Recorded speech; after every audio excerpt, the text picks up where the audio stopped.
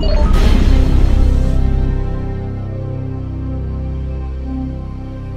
back with our fourth episode in our new Maverick quest to find out the secrets of peak performance with a scientist who's kind of cornered the market on this whole subject. I don't know if you've cornered the market, but you certainly know a lot about this. And now I want to talk, we've been talking to you as a scientist. You've done all this research on what makes the key ingredients of peak performance. Now I'd like you to talk to me a little more personally. You've worked with these world-class athletes, these high-performing executives and musicians. Tell us what you see, what's the commonality that makes their lives tick, that make them these peak performers? Well, they are very motivated people, intrinsically motivated, inner motivation. They are happy and enthusiastic, and they are playful, and they have a broader perspective. What we found, for instance, that they have higher moral reasoning than average performers. So they are very concerned with behaving in ethical ways. They are really people to look up to. They're good role models. And I think that if we could have many more of that kind of people in society, society would be fundamentally different in a positive way. You know, what you're talking about, this is something New Mavericks is really interested in, is this whole thing of integration. Because we see to really be a game changer in the world, you need to be an integrated man or woman. Yes. So what you're describing to me here, these people who function at this high level of performance, really seem to be integrated individuals. Exactly. And what we've seen in the past, you know, I think society has reinforced the brilliant geniuses who were like brilliant in one area and the rest of their life was a mess. Yeah. And you're talking about, you know, this whole subject of a real integrated personality and an integrated brain. Could you create the connection between, describe the connection between this integrated brain and an integrated personality and behavior? Well, I think it comes down to the same thing, because the brain has many different areas and they have different functions. And brain integration means they are working in collaboration. It's like if you have a business, you have a marketing department, you have the production, you have the accounting. And in an effective business, these different departments will work together. We could call it alignment. They are working together in a coherent, harmonious way.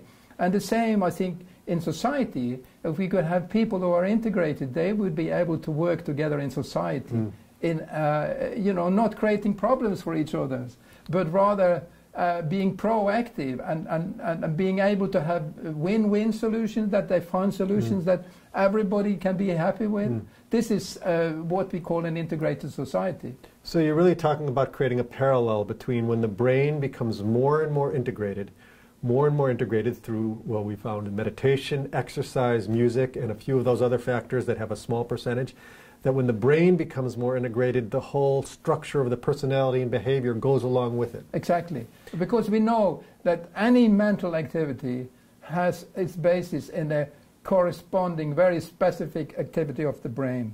So those are working like two sides of a coin. They're working in harmony. So it means that if you can change one, you can change both. So like we talked about meditation techniques, if that's a mental, they are mental techniques, but they have profound effects on the brain.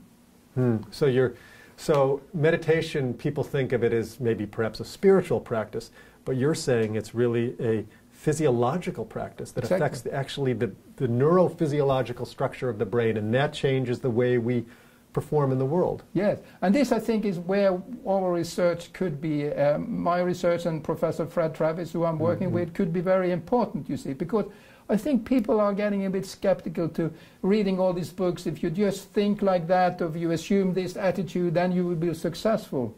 We think that people feel that this is not really quite the case, and this is what our research is pointing to, because to be more effective, you have to change the way your brain works, and that is not just something you can do like that. It's a process of refining, systematically refining your brain. Very interesting. Now, you've written a book on the subject. Is this one you've mentioned here? Yeah, this is a book applying this my theory to leadership, and we are now completing a more general book applying these research and theories to performance in general. Whatever you want to do, if you want to be a film star, or you want to be an accountant, or then we know there is a common basis for all in terms of high performance. So you're looking at this as invincible leadership, and what's the title of the new one coming Well, up? it's world-class performance and higher mind-brain development. We are still discussing with the publisher what the actual title is going to be. So when does this come out? In the spring of next year, that's the plan. So let's close with a vision of the future.